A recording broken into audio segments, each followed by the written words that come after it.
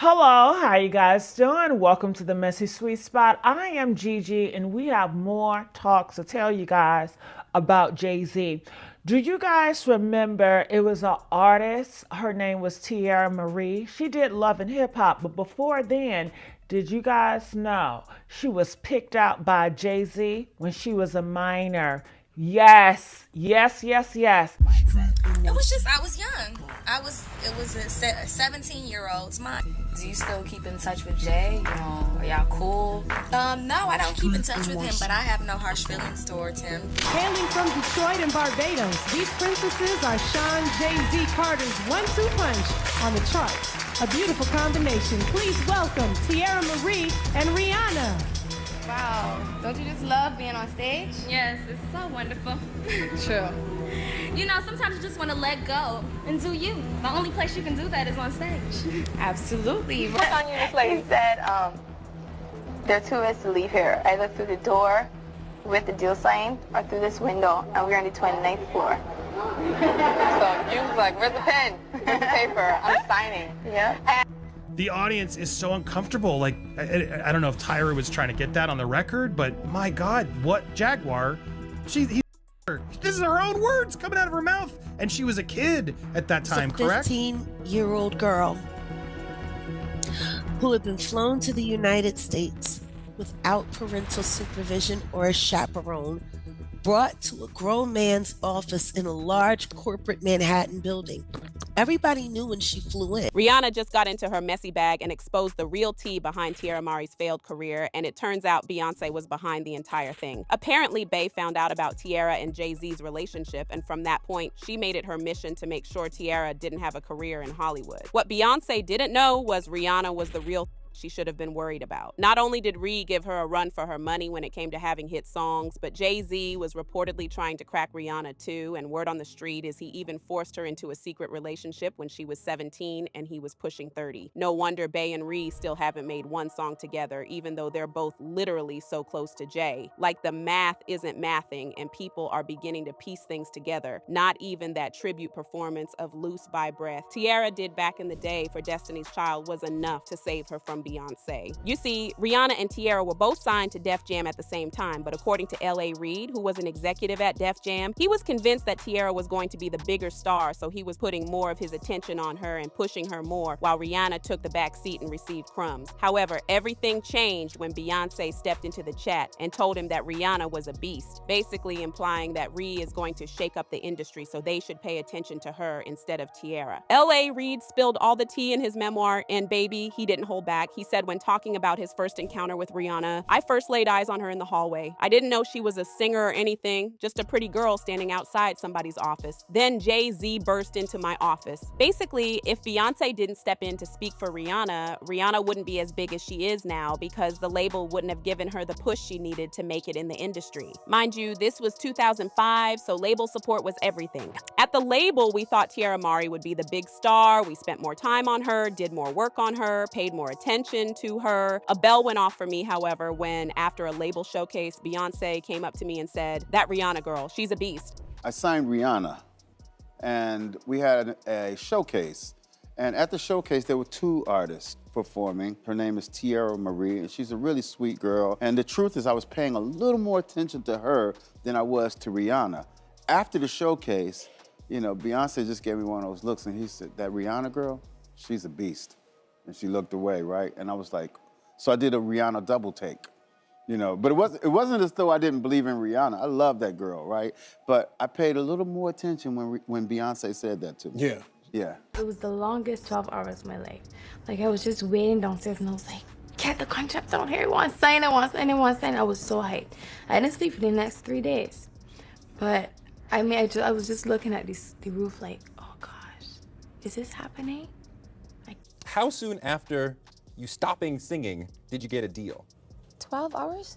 And 12 hours later, your manager called you or told? No, 12 hours later we signed. We didn't really leave. We stayed in the You didn't leave the building? Right. It was pretty much that day. It was literally 12 hours later. And Jay told It was you 3 a.m. And they told you can't leave? You're like, I'm tired, I want to go back to the hotel. Don't worry, I'll sign Because with they you. didn't want us to go audition for other labels. Afraid of the record. It was so big that I thought the record would be bigger than her. Right. I thought the record, she would be the Pon de Replay girl. Forever. Yeah, but I took the meeting anyway. I said, let me just meet her. And beautiful when girl. I met her that day, I knew she was a star. Like, just her look, the way she walked into a room and her confidence, and she performed in my office. And she was, what, 17 years old at that point? She was 16. 16. And she has the confidence of it. She's like an old soul in a sense, right? Absolutely. So she walks in your office, and what, she just belts out a tune? Belts out a tune, she performs, and I tell her, there's no way out of this office. Rihanna later spilled the tea about her experience getting signed during an interview with Tyra Banks, and it wasn't as clean as Jay and L.A. Reid were making it sound. Apparently, Jay locked 16-year-old Ree in his office until midnight and refused to let her leave till she signed. People are convinced Tyra brought this up in the interview so Rihanna could say out of her own mouth what happened between her and Jay. So tell me about your audition with Jay Z. Tell me what he said to you. A really good audition. Yes. But before I met him, I was so nervous. I was shaking literally. But the moment I walked into the office, the atmosphere was so warm and welcoming. And you had to sing a cappella for him? Yes, I had to sing. I sang Pon de Replay. I sang another ballad from the album last time. Yeah. So then what did he say to you? He said something to you.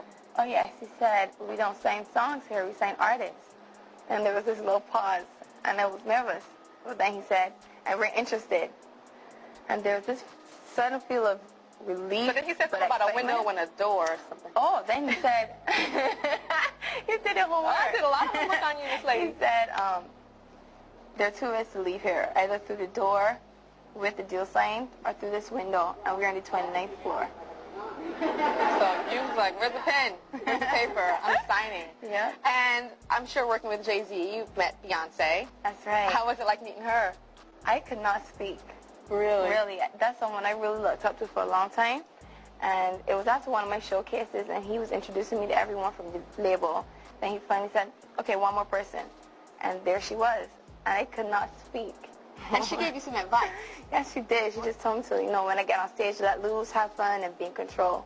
Yeah, and don't be afraid to let it go. No. Because she'd be like, what? You know how she does it. But we're going to be hooking up the whole audience with your CD. Oh, thank you!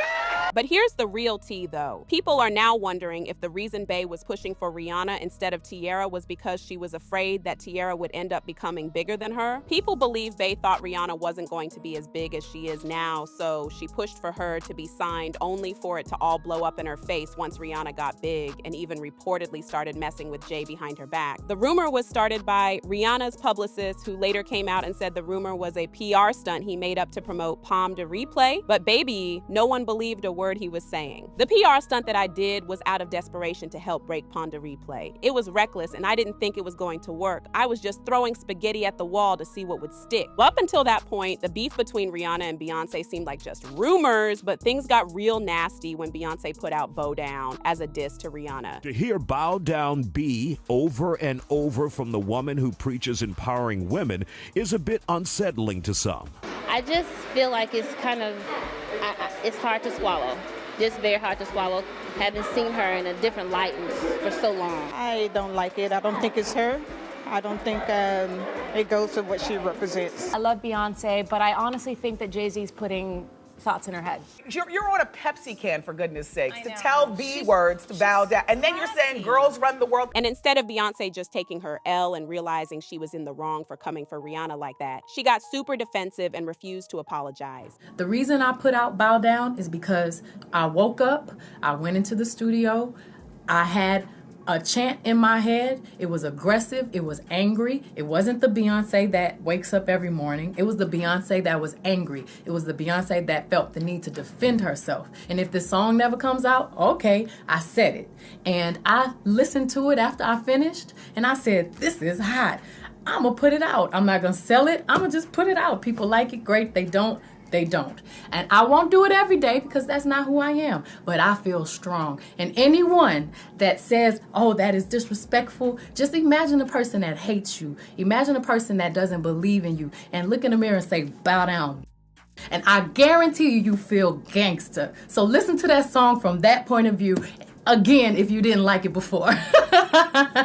This pissed off Rihanna, and she took to Twitter to shade Beyonce. She posted an article crowning her the queen of pop in the UK and captioned it, "I only know how to be #1. I could use a challenge." How'd it feel down there on your knees, huh? But baby, the drama did not stop there. Word on the street is that Beyonce made Jay Z leak Rihanna's anti-album on Tidal. Yes, Tidal, the same platform they own just so it would flop during its first week. If y'all remember, Rihanna's album mysteriously leaked early, and this forced her to drop it herself before the official release date. Meanwhile, guess who's getting all the promo and rollout? Yup, Beyonce. Beyonce was gearing up to drop Lemonade around the same time, and the streets are saying she wanted Rihanna out the way. Now, if there is any truth to these rumors, then the sabotage worked because Anti only sold 124,000 in its first week, while Beyonce's Lemonade did 653,000. Woo! If their beef was bad, then it definitely got worse after this mess because according to a source, they were dodging each other at the Tidal press conference. A source who spoke to the T-Page Naughty Gossip said they refused to stand next to each other or speak with each other. The whole show was carefully choreographed, and these two had almost nothing to do with each other. Now, if all this mess is true, then Bey must be regretting everything right now. She underestimated Rihanna, only for Rihanna to end up becoming a billionaire, so is equally, if not more successful than her. Unfortunately, Teairra's career suffered in the process. One person said Beyonce didn't see Rihanna surpassing her in the way she did because her vocal ability wasn't as great as Teairra Mari's, but yet here we are, LOL, should have kept her mouth shut. Another person said Beyonce probably did that because she thought that Teairra had a better voice as well as look. But now I want to know your thoughts. What do you think about Teairra Mari's career being dumped in the gutter after Beyonce asked for Rihanna to be pushed instead? And do you think she did that because she was underestimating Rhee's talent? Tell me in the comment section below, and don't forget to click here to watch this other very messy video.